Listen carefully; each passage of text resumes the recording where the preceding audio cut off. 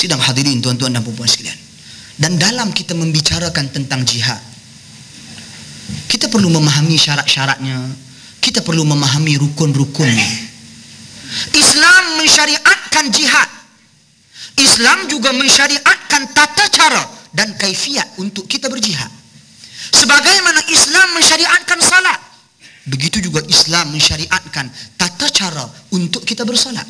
Mana mungkin seseorang itu menerima pensyariatan salat tetapi katanya, aku nak salat ikut caraku sendiri. Begitu juga mana mungkin seseorang itu menerima pensyariatan jihad daripada Allah Subhanahu wa ta'ala dan Rasulnya, tiba-tiba dia berkata, aku nak berjihad dengan caraku sendiri. Ini yang merupakan penyebab kepada kerosakan yang berlaku hari ini. Kalau kita lihat kepada kaedah fiqhiyah, antaranya yaitu al-ahkamul ilmiyah wal amaliyah la tatimmu illa bi amrayn: wujudu syara'itiha wa arkaniha wa intifa'u mawani'iha. Di antara kaedah fiqhiyah ini yang penting, apa hukum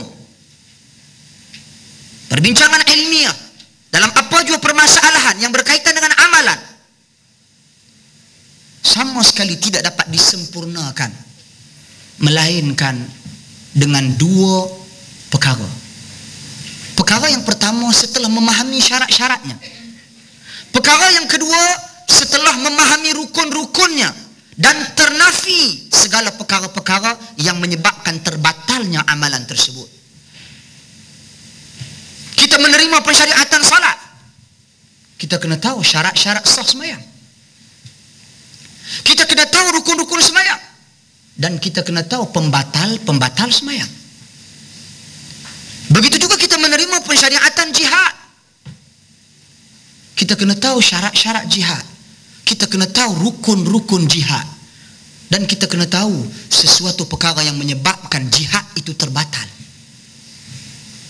Saya tak bermaksud nak berbicara perkara ini secara detail satu persatu. Beli buku dekat luar lagi mudah. Cuma saya nak sentuh beberapa perkara yang saya rasakan penting, yang mana Al-Syeikh Abdul Razak, anak kepada Al-Syeikh Abdul Muhsin Abbad, seorang pakar hadis di Madinah sekarang ini, saya cuba fokus apa yang beliau fokuskan di dalam penulisan beliau, hafizahullah.